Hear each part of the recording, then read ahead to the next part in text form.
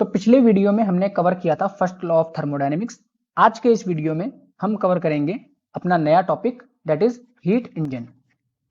अब heat engine की बात करें तो हीट इंजन क्या है? हीट इंजन एक डिवाइस है जिसको यूज किया जाता है to convert heat energy into mechanical work. Thermodynamics में हम किस चीज के साथ डील करते हैं? Basically conversion of heat into work या फिर वर्क इनटू एनर्जी। तो यहाँ पे जो डिवाइस यूज किया जाता है हीट एनर्जी को मैकेनिकल वर्क में कन्वर्ट करने के लिए, उसको हम बोलते हैं हीट इंजन। और ये जो कन्वर्जन होता है, ये कन्वर्जन आपका होगा इन अ साइक्लिक प्रोसेस। ठीक है। हीट इंजन के अंदर हमारे कुछ एसेंशियल पार्ट्स होते हैं, जैसे कि एक सोर्स होता है, एक वर्किंग सब्सटेंस होता है और एक सिंक।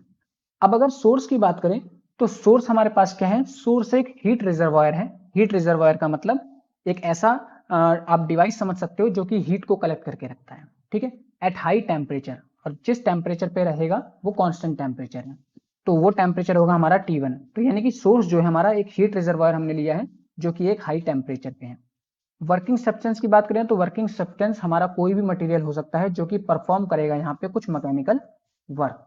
जैसे कि अगर बात करें हम पेट्रोल इंजन में, तो पेट्रोल इंजन में वर्किंग सब्सटेंस का काम करता है फ्यूल और एयर का मिक्सचर। ठीक है। अब नेक्स्ट पार्ट था हमारे पास सिंक। सिंक क्या है? ये भी आपका एक हीट रिजर्वायर है, लेकिन इसमें जो हीट होती है वो होती है लो टेम्परेचर। यानी कि दो हीट रिजर्वायर हमारे पास, एक है सोर्स और एक है सिंक, जिसमें से सोर्स आपका हाई टेम्परेचर पे रहता है और सिंक आपका लो टेम्परेचर पे रहता है। अब इसकी वर्किंग को समझते हैं। तो यहाँ पे हमारे पास जो net amount of heat absorb होगा, देखो यहाँ पे बेसिकली होता क्या है, ये जो वर्किंग सब्सटेंस है, ये वर्किंग सब्सटेंस सोर्स में से कुछ अमाउंट ऑफ हीट को एब्जॉर्ब करता है, that is Q1 amount of heat को इसने क्या किया? एब्जॉर्ब किया।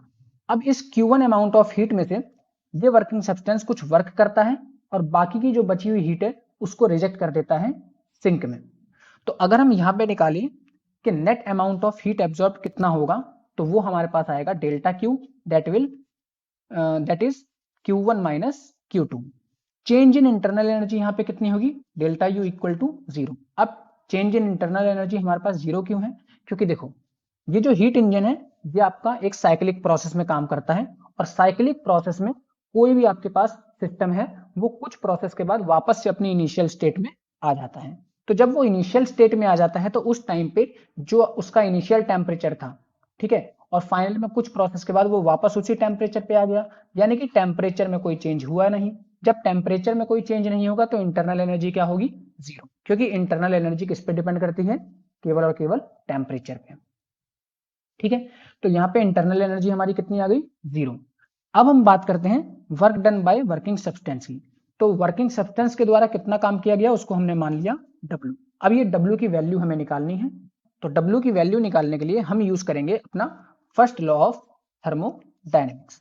तो फर्स्ट लॉ ऑफ थर्मोडायनेमिक्स के अकॉर्डिंग हमारे पास एक फॉर्मूला है that is delta Q which is equal to delta U plus W। अब यहाँ पे हमने पढ़ा डेल्टा U हमारे पास क्या है? 0। तो जो भी वर्क डन होगा वो वर्क डन आपका किसके बराबर आएगा? Q1 माइनस Q2 के बराबर। ठीक है। अब किसी भी हीट इंजन के अंदर हमें उसकी थर्मल एफिशिएंसी निकालनी होती है। तो थर्मल एफिशिएंसी को समझते हैं हम। थर्मल एफिशिएंसी क्या है? तो थर्मल एफिशिएंसी क्या है हमारे पास? थर्मल एफिशिएंसी को हम डिफाइन कर सकते हैं as the ratio of the net work done by the system to the total amount of heat absorb by the working substance. यानी कि थर्मल एफिशिएंसी क्या होती है?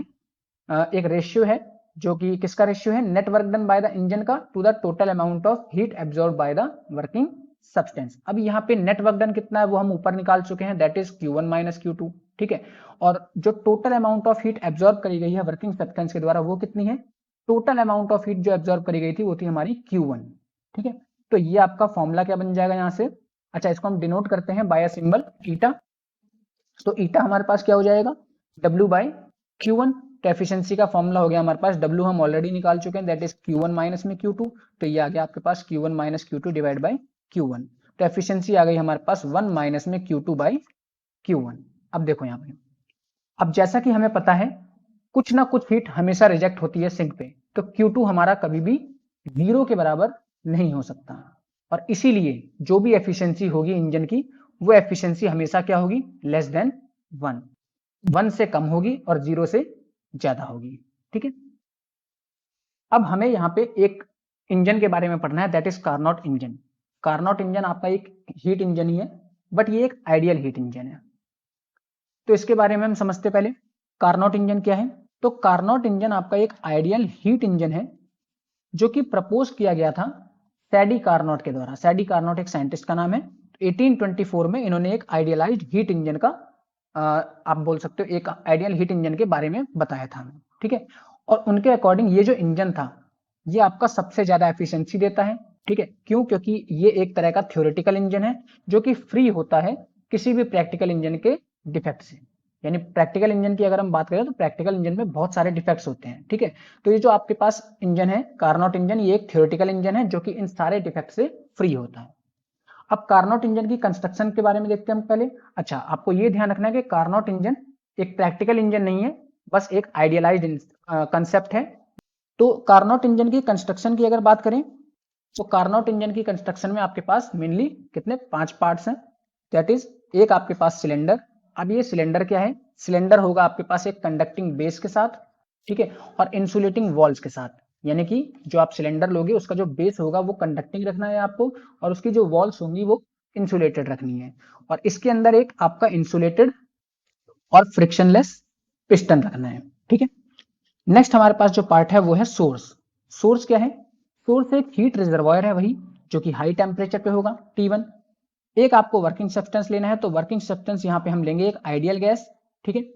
सिंक की बात करें तो सिंक क्या है आपके पास? एक हीट रिजर्वायर जिसका टेम्परेचर क्या होगा? लो। एक यहाँ पे हम एक्स्ट्रा चीज लेते हैं, दैट इज इंसुलेटिंग स्टैंड। अब इंसुलेटिंग स्टैंड की हमें जरूरत पड़ती है to isolate the base of cylinder from the surrounding. यानी जो बेस है हमारे पास सिलेंडर का, ठीक है, उसको आइसोलेट करने के लिए सराउंडिंग से। तो उसके लिए हम किसका यूज करेंगे? इंसुलेटिंग स्टैंड, ठीक है। अब ये जो इसकी वर्किंग है ये कैसे होती है, इसकी वर्किंग को हम समझते हैं।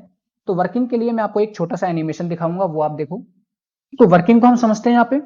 तो वर्किंग के लिए हमारे पास क्या है? सबसे पहले हम एक सिलेंडर लेंगे, ठीक है। इस सिलेंडर की जो वॉल्स हैं उसको हम इंसुलेट करेंगे। तो ये मैंने इसकी वॉल्स को इंसुलेट कर दिया, और इसका जो बेस है वो हमारा कंडक्टिंग है, ठीक है।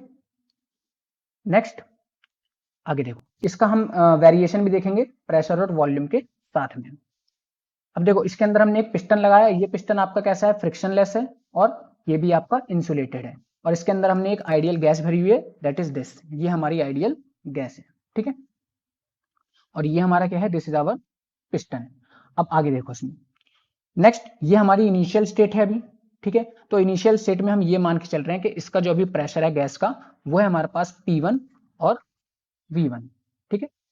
फिर देखो आगे नेक्स्ट स्टेप में हम क्या करते हैं? नेक्स्ट स्टेप में इस सिलेंडर को हम एक सोर्स के ऊपर रखते हैं। सोर्स का टेम्परेचर कितना है? T1। तो इस सोर्स की वजह से या फिर आप बोल सकते हो ये यहां से क्या करेगा? ये कुछ हीट को एब्जॉर्ब करेगा। तो यहाँ पे ये कुछ अमाउंट ऑफ हीट को एब्जॉर्ब करना स्टार्ट करेगा, दैट इज Q1। तो जब ये इस अमाउंट ऑफ हीट को एब्जॉर्ब करेगा तब ये क्या करेगा? एक्सपेंड करना स्टार्ट कर देगा। और ये जो एक्सपेंशन होगा, ये एक्सपेंशन होगा आपका आइसोथर्मल। आइसोथर्मल क्यों? क्योंकि यहाँ पे हम टेम्परेचर को क्या रख रहे हैं? कांस्टेंट रख रहे हैं। तो टेम्परेचर हमारा कांस्टेंट है, तो कांस्टेंट टेम्परेचर पे ये क्या कर रहा है? एक्सपेंड कर रहा है। तो इस केस में अगर हम इसको ग्राफ ड्रॉ करें इसका एक, तो ग्राफ आपका कुछ ऐसा आएगा। यहाँ पे देखो कैसे, यहाँ पे ये इनिशियल में क्या था? इसके पास कुछ प्रेशर था और कुछ वॉल्यूम था इसके पास। अब जैसे ही एक्सपेंड हुआ, तो एक्सपेंड होते समय क्या होगा? कांस्टेंट टेम्परेचर पे एक्सपेंड हो रहा है ये। तो हमने पढ़ा है आइसोथर्मल प्रोसेस में जो पीवी होता है वो हमारा कांस्टेंट होता है, ठीक है। अब जब पीवी कांस्टेंट है तो इसका मतलब ये हुआ that P is inversely proportional to volume. यानी कि जैसे जैसे इसका वॉल्यूम बढ़ेगा इसका प्रेशर क्या होगा? डिक्रीज होगा। तो यहाँ पे हम ग्राफ के थ्रू देख सकते हैं कि आइसोथर्मल एक्सपेंशन जब हुआ इसका, तो इनिशियल में हमारे पास प्रेशर इतना था, और फाइनल में जो हमारा प्रेशर है वो कितना हो गया? वो इतना हो गया। यानी कि प्रेशर आपका डिक्रीज हो गया, ठीक है। वहीं अगर हम बात करें वॉल्यूम की, तो इनिशियल में वॉल्यूम हमारे पास देखो कितना था? इनिशियल में वॉल्यूम यहाँ था ये, और फाइनल में वॉल्यूम हमारा क्या हो गया? पहुंच गया। तो वॉल्यूम हमारा क्या हो गया? इंक्रीज हो गया, ठीक है। अब इसका नेक्स्ट प्रोसेस देखते हैं हम। नेक्स्ट स्टेप में हमने क्या किया? फिर सोर्स को हमने हटा दिया यहाँ से, ठीक है। तो सोर्स को हम रिमूव कर देते हैं। सोर्स को हटाने के बाद हम यहाँ पे लगाते हैं एक इंसुलेटिंग स्टैंड। अब इंसुलेटिंग स्टैंड लगाने से ये पूरा का पूरी जो गैस है वो आपकी क्या हो चुकी है? आइसोलेट हो चुकी है। अब यहाँ से कोई भी हीट का एक्सचेंज नहीं होगा, लेकिन इसने जो हीट एब्जॉर्ब करी थी अब ये उस हीट को क्या करेगा, उस हीट को कुछ वर्क डन करने के लिए यूज करेगा। तो ये वर्क डन करेगा और उसकी वजह से क्या होगा, इसमें फिर से एक फर्दर एक एक्सपेंशन होगा, लेकिन इस बार का जो एक्सपेंशन होगा वो आपका एडियाबैटिक एक्सपेंशन होगा। ठीक है, और इस केस में आपके पास क्या होगा, यहाँ पे प्रेशर की अगर हम बात करें तो प्रेशर आपका P3 हो जाएगा, वॉल्यूम आपका V3 हो जाएगा। अभी भी क्या हुआ है, प्रेशर आपका डिक्रीज हुआ है और वॉल्यूम आपका इंक्रीज हुआ है। बट इस बार प्रेशर जो डिक्रीज हुआ है वो बहुत ही लार्ज अमाउंट में हुआ है, और जो वॉल्यूम का जो इंक्रीज हुआ है वो बहुत कम अमाउंट में हुआ है। ठीक है, अब बेसिकली हो क्या रहा है यहाँ पे एडियाबैटिक एक्सपेंशन में, ये हीट को लेता है, ठीक है, यानी जो इसने हीट एब्जॉर्ब करी है उससे कुछ अमाउंट ऑफ वर्क डन कर रहा है, और हीट का ट्रांसफर तो कुछ हो नहीं रहा। दैट मीन्स डेल्टा क्यू आपके पास कितना है, 0। अब डेल्टा क्यू अगर 0 है तो अगर हम यहाँ पे फॉर्मूला लगाएं, that means delta Q equal to delta U plus में डेल्टा डब्ल्यू, तो यहाँ पे हीट का कोई एक्सचेंज नहीं है, that means delta U plus delta W. तो इस बार जो आपके पास इंटरनल एनर्जी आएगी वो कितनी आएगी, माइनस में डेल्टा डब्ल्यू, यानी कि इंटरनल ये यहाँ पे क्या होगा, इसकी इंटरनल एनर्जी में चेंज आएगा, और इंटरनल एनर्जी क्या होगी, यहाँ पे डिक्रीज होगी। इंटरनल एनर्जी डिक्रीज होगी तो इसका मतलब क्या हुआ, आपका टेम्परेचर यहाँ पे डिक्रीज होगा, क्योंकि इंटरनल एनर्जी केवल और केवल टेम्परेचर पे डिपेंड करती है। तो इस केस में क्या होगा, जब यहां से यहां का मान लो इस केस में जब हमारे पास ये वाली स्टेज थी तो यहाँ का टेम्परेचर कितना था, T1 था, तो यहां से आपका टेम्परेचर डिक्रीज होना स्टार्ट होगा और यहां पहुंच करके आपका टेम्परेचर हो जाएगा T2। ठीक है, अब देखो, अब ये जो T2 टेम्परेचर था, इसी टेम्परेचर पे हमने यहाँ पे अब इंसुलेटिंग स्टैंड को हटा दिया यहाँ से, और इंसुलेटिंग स्टैंड को हटा के हमने रख दिया यहाँ पे एक सिंक जिसका लो टेम्परेचर है, दैट इज T2। अब इस केस में क्या होगा, ये अपनी हीट को रिजेक्ट करेगा, तो हीट को रिजेक्ट करता है यहाँ पे, और प्रोसेस आपका होगा आइसोथर्मल कंप्रेशन, और यहाँ ये क्या कर रहा है, हीट को कुछ रिजेक्ट कर रहा है, that is Q2 amount of heat को इसने क्या कर दिया, रिजेक्ट कर दिया, और ये एक फाइनल स्टेट पे आ गया। फाइनल स्टेट नहीं हम बोल सकते हैं, ये कंप्रेस होकर के एक स्टेज पे आया, और इस स्टेज पे इसका जो प्रेशर है वो कितना होगा, that is P4 4 P4 pressure होगा और V4 इसका वॉल्यूम होगा। इस बार वॉल्यूम डिक्रीज हुआ है तो इसीलिए ग्राफ आपका कुछ इस तरह का आया है। यहाँ पे देखो, यहाँ पे आपका एक्सपेंशन हो रहा था दोनों तरफ, लेकिन इस बार क्या हुआ, कंप्रेशन। ठीक है, तो ये आपकी आइसोथर्मल कंप्रेशन की कंडीशन है। यहाँ पे प्रेशर क्या होगा आपका प्रेशर आपका बढ़ेगा और वॉल्यूम आपका डिक्रीज होगा। ठीक है, और Q2 अमाउंट ऑफ हीट यहाँ से रिजेक्ट होगी। अब इसके बाद हम क्या करते हैं, वापस से यहाँ पे सिंक को हम हटाएंगे इस बार। ठीक है, और सिंक को हटा करके वापस से हम क्या लगाएंगे, इंसुलेटिंग स्टैंड। तो फिर से यहाँ पे क्या होगा, फिर से हीट का एक्सचेंज बिल्कुल बंद, यानी डेल्टा क्यू आपका 0। लेकिन इस बार जो हीट आई है या जो टेम्परेचर डिफरेंस आपने दिया है उसकी वजह से क्या होगा, यहाँ पे कुछ वर्क डन होगा। ठीक है, तो वो वर्क डन आपका कितना आएगा, उसके लिए भी हम first law of thermodynamics use कर सकते हैं, that is delta Q equal to delta U plus में डेल्टा डब्ल्यू। डेल्टा क्यू तो हमारा 0 है, और डेल्टा यू, इस बार सिस्टम कंप्रेस हो रहा है यानी कि सिस्टम पे कुछ वर्क हो रहा है, तो वर्क डन आपका माइनस में आएगा। तो यहां से आप बोल सकते हो that delta U is equal to delta W के बराबर आया। तो इस बार डेल्टा यू क्या है आपका, पॉजिटिव है, दैट मीन्स जो इंटरनल एनर्जी है वो इंक्रीज होगी। अब इंटरनल एनर्जी अगर इंक्रीज होगी तो टेम्परेचर आपका बढ़ेगा, और टेम्परेचर बढ़ करके कहां तक पहुंचेगा, यहाँ पे हमारा क्या हुआ था, इस पॉइंट पे यहाँ पे टेम्परेचर हमने T1 रखा था, इस प्रोसेस में P1 से लेकर के P2 V2 तक, यहां से लेके यहां तक के प्रोसेस में। ठीक है, जो कि आपका कौन सा प्रोसेस था, आइसोथर्मल एक्सपेंशन। यहाँ पे हमारा टेम्परेचर क्या था, कांस्टेंट था, दैट इज T1। ठीक है, और यहां से टेम्परेचर क्या हुआ, डिक्रीज हुआ, ये पहुंचा T2 तक, और T2 से यहाँ पे ये वाले प्रोसेस में आपका टेम्परेचर कांस्टेंट रहेगा। लेकिन इसके बाद जब इसका एडियाबैटिक एक्सपेंशन होगा, यानी कि ये वाला प्रोसेस, जब हमने इंसुलेटिंग स्टैंड लगा दिया यहाँ पे, तो ये फर्दर क्या होगा, कंप्रेस होगा। अब फर्दर कंप्रेस होगा तो इसकी इंटरनल एनर्जी में चेंज आएगा। ठीक है, क्योंकि वर्क डन जो भी हुआ है उससे हीट एक का एक्सचेंज तो हो नहीं रहा, तो जितना भी वर्क डन हुआ है उससे उसकी इंटरनल एनर्जी चेंज होगी, और इंटरनल एनर्जी चेंज होने से उसका टेम्परेचर इंक्रीज होगा। और टेम्परेचर कहाँ तक इंक्रीज होगा, वापस उसी इनिशियल स्टेट तक, क्योंकि ये एक साइक्लिक प्रोसेस है। ठीक है, तो टेम्परेचर आपका दो प्रोसेस में बढ़ेगा, एक तो अडायबैटिक एक्सपेंशन में और दूसरा अडायबैटिक कंप्रेशन में, मतलब इन दोनों टाइम पे चेंज होगा। यहाँ पे अडायबैटिक एक्सपेंशन की बात करें तो अडायबैटिक एक्सपेंशन में आपका टेम्परेचर डिक्रीज होगा। क्यों होगा, क्योंकि इंटरनल एनर्जी क्या होती है, डिक्रीज होती है। जबकि अडायबैटिक कंप्रेशन में क्या होता है, आपकी इंटरनल एनर्जी इंक्रीज होती है, इसलिए टेम्परेचर आपका इंक्रीज होता है। तो इस तरह से कुछ ये आपका कार्नोट इंजन वर्क करता है, और यही प्रोसेस लगातार बार बार कंटिन्यूअसली चलता जाता है। ठीक है, एक बार ये इनिशियल स्टेज पे आ गया, फिर से वापस यही प्रोसेस कंटिन्यूअस चलता रहता है। तो ये था आपका वर्किंग कार्नोट इंजन। अब इसको हम थोड़ा मैथमेटिकल फॉर्मुलेशन से समझेंगे। तो अब इसको हम समझते हैं। तो हमारे पास ये स्टेजेस थी। सबसे पहला हमारे पास ये स्टेज थी जब हमने उसमें सोर्स को रखा। ये हमारा कौन सा प्रोसेस था? आइसोथर्मल एक्सपेंशन का। फिर हमने जब इंसुलेटिंग स्टैंड रखा तो भी वो एक्सपेंड हुआ और इसको हम बोलते हैं एडियाबैटिक एक्सपेंशन। ठीक है, फिर सी प्रोसेस में हमारे पास क्या हुआ? इसमें हमारे पास ऑब्जेक्ट कंप्रेस हुआ। ठीक है, तो ये जो प्रोसेस था वो था आपका आइसोथर्मल कंप्रेशन का, और ये वाला जो प्रोसेस था ये प्रोसेस था आपका एडियाबैटिक कंप्रेशन। ठीक है, तो वर्किंग हमने समझ लिया यहाँ पे। अब हम इसके प्रोसेसेस को देखते हैं। तो सबसे पहले जो हमारा आइसोथर्मल एक्सपेंशन था, तो आइसोथर्मल एक्सपेंशन में हमने क्या किया? गैस को अलाउ किया to expand slowly at constant temperature.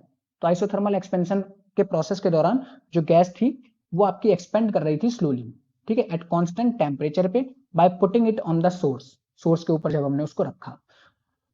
तो यहाँ पे जो वर्क डन आपका आएगा दैट इज W1, वो आपका किसके बराबर होगा? Q1 के बराबर। क्यों? क्योंकि आइसोथर्मल एक्सपेंशन में आपका टेम्परेचर क्या था? कांस्टेंट। टेम्परेचर कांस्टेंट है तो इंटरनल एनर्जी नहीं होगी, तो फर्स्ट लॉ ऑफ थर्मोडायनेमिक्स के अकॉर्डिंग जो वर्क डन है वही आपका क्या हो जाएगा? हीट एब्जॉर्ब के बराबर, तो Q1।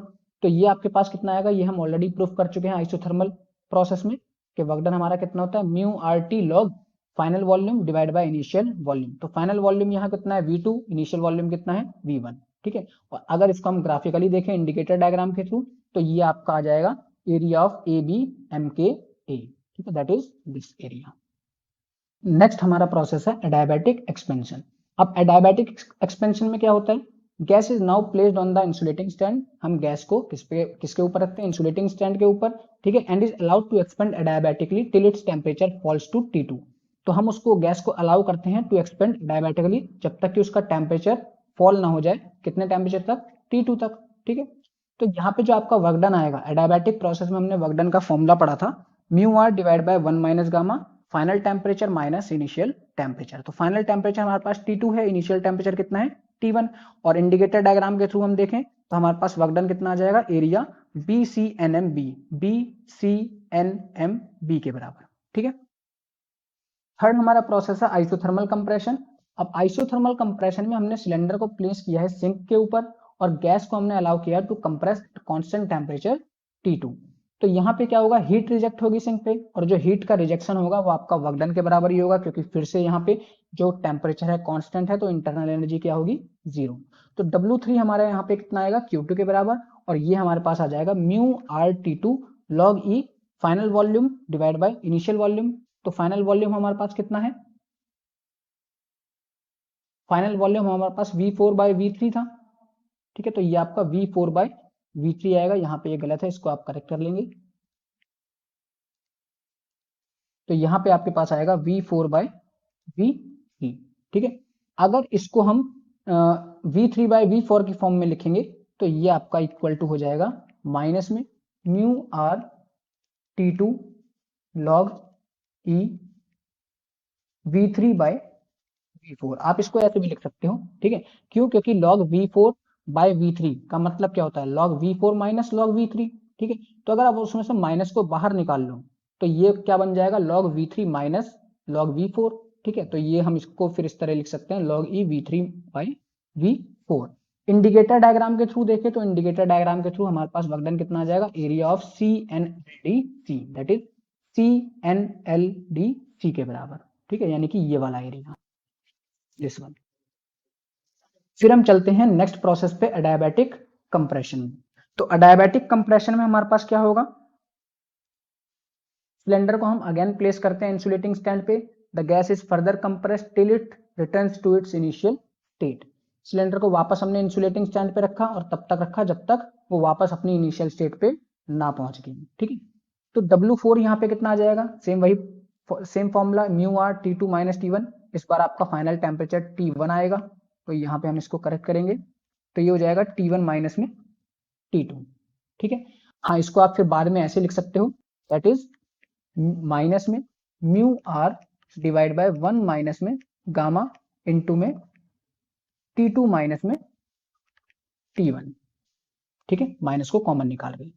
तो यहाँ पे ये जो दोनों हमारे वर्क डन है ये नेगेटिव में आए हैं, और नेगेटिव में क्यों आए हैं, क्योंकि ये दोनों आपके कंप्रेशन के प्रोसेस है। इस प्रोसेस के दौरान आपके सिस्टम पे कुछ वर्क हुआ है, यानी work is done on the system, तो उस केस में आपका वर्क डन क्या आता है, नेगेटिव आता है। तो इसलिए आपके दोनों केस में वर्क डन आपके नेगेटिव आए हैं। ग्राफ के थ्रू देखें तो हमारे पास ये आ जाएगा area DAKLD, that is DAKLD, ये वाला एरिया, ठीक है। अब इसको हम यहाँ पे नेट वर्क डन निकालेंगे, तो net work done by the gas per cycle कितना हो जाएगा, W equal to W1 plus W2 minus में W3 प्लस W4। यहाँ पे हमने पहले से माइनस बाहर कॉमन निकाल लिया है, क्योंकि हमें पता है W3 और W4 क्या है, वर्क डन है, कौन से केस के, कंप्रेशन के, ठीक है। तो यहाँ पे देखो W2 हमारा W4 के बराबर है, देख सकते हैं हम यहाँ पे W2 ये रहा और W4 ये रहा, इन दोनों का मैग्नीट्यूड क्या है, सेम है। तो जब हम इन दोनों को ऐड करेंगे तो ये दोनों ऐड होकर के क्या हो जाएंगे, इस यानी एडियाबैटिक कंप्रेशन और एडियाबैटिक एक्सपेंशन, इन दोनों का जो नेट वर्क डन है वो आएगा आपका 0। तो नेट वर्क डन आपका किसकी वजह से बचेगा, केवल W1 और W3 की वजह से। तो ये आपका कितना आ जाएगा, W1 हमने अभी देखा था Q1 के बराबर था, और W3 हमारा किसके बराबर था, Q2। तो W हमारा कितना आ गया, Q1 माइनस Q2, ठीक है। और यही होता है हमारा किसी भी इंजन का वर्क डन। तो W हमारा कितना आ चुका है यहाँ पे, अगर हम इंडिकेटर डायग्राम से निकालें तो एरिया ABM के प्लस एरिया BCNMB, बाकी ये दोनों एरिया आपके माइनस में होंगे क्योंकि ये कंप्रेशन के हैं। तो यहाँ से अगर आप ग्राफ के थ्रू देखो तो आपका जो नेट वर्क डन आएगा वो आएगा एरिया ABCDA।